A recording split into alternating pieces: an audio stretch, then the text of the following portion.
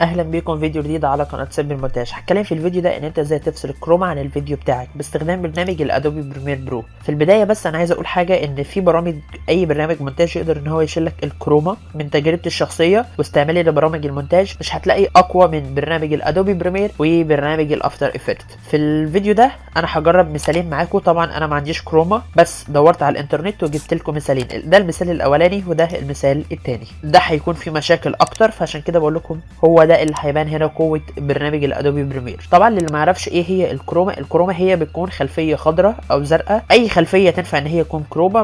بس ليه بيستعمل اللونين دول بالذات، وبالذات اكتر كمان الاخضر؟ علشان ان مفيش جلد بني ادم بيكون اخضر. البني ادم ده ما يكونش لابس نفس اللبس اللي هو لون الكروما، وكمان جلده مش هيكون نفس اللون بتاع الكروما، فلما تيجي هتشيل اللون ده هو كمان مش هيتشال او هدومه مش هتتشال. خلونا نبدا على طول. ده الفيديو الاولاني زي ما انتم شايفين. هاجي انا على النقطتين دول وهاجي هنا على قائمه افكت. طبعا لو انت ما عندكش النقطتين دول او بتستعمل برنامج او بتستعمل اصدار قبل كده، المهم ان انت تيجي على قائمه افكت وتكتب هنا كده الالترا كي. اسم الافكت ده هتلاقيه في الديسكريبشن تحت لو انت عايز تاخده كوبي بيست. بعد كده هناخد الافكت ده ونروح حاطينه على التراك بتاع الفيديو. بعد كده هروح جاي على الافكت كنترول من هنا، وهبدا ان انا لما انزل كده هلاقي اسم الافكت اهو الالترا كي. هلاقي هنا عندي كده اسمها الكي كلر. من الكي كلر دي اقدر في هنا كده اي دروبر او قطاره، اقدر ان انا اسحب القطاره دي واروح دايز بس كده بدات الكروما تتشال كلها، مفيش اي مشكله. لو جيت على البروجكت بانل دي واجي مثلا اختار صوره، الصوره دي مثلا، واحط الصوره دي وافردها مع الفيديو كله.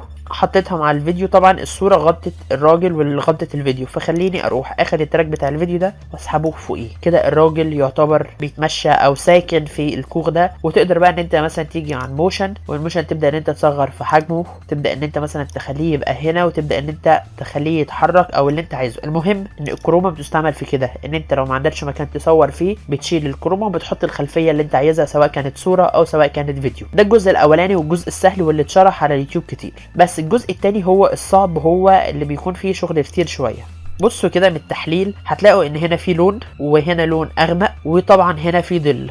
خليني اجيب الافكت كنترول واجي على الالترا كي واحط ده هنا على التراك ده، واجي هنا من الاي دروبر دي واختار اللون. اتشال اللون الاخضر، بس مش كل اللون الاخضر. خليني اكبر هنا كده شويه، هتلاقوا ان هنا في اللون ده لسه موجود.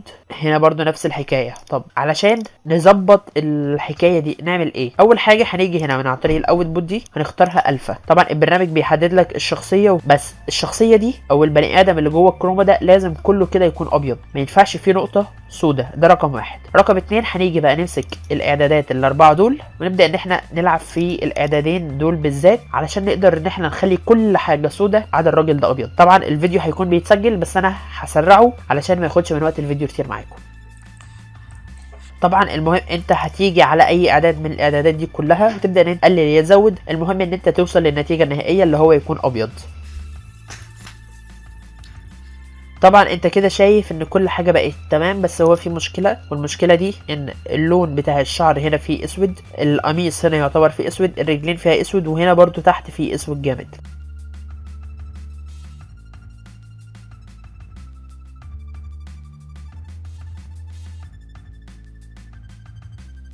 زي ما انت شايف كده هو يعتبر كده بقى مظبوط. اللون بقى ابيض اهو، الشعر فيه حته سواد والجزمه فيها حته سواد، بس احنا كده وصلنا باقصى درجه. كده الراجل احنا شلنا عنه يعتبر الكروما بنسبه 99%. فخليني اجي هنا من عن طريق الاوت بوت دي واختارها كومبوزيت علشان يرجع الشخصيه الطبيعيه بتاعتنا. وبعد كده اروح حاطط الصوره بتاعتنا واسحب مثلا صوره زي دي واروح حاططها كده بطول الفيديو بتاعي. وزي ما قلت لك هتخلي التراك بتاع الفيديو هو اللي فوق الصوره عشان ده يكون الباك جراوند. وتقدر برضو ان انت تيجي هنا وتروح مقلل في حجمه وتروح مثلا جايبه ورا كده هنا تمام. واقدر برضو ان انا اجي على الافكت ممكن مثلا اقول له هنا كده الهوريزونتال دي اخدها واروح بخليه كده، فاخليه يبقى ماشي بالشكل ده اللي هو ناحيه الشمال، واجي اضغط كده واروح مثلا جايبه كده. اقدر بقى اعمل فيه اللي انا عايزه. بس فهو ده يعتبر المهم في الدرس ده، ان انت ازاي تفصل الكروما عن الفيديو بتاعك بطريقه حتى لو كانت الكروما مظبوطه او الكروما فيها حبه غلطات.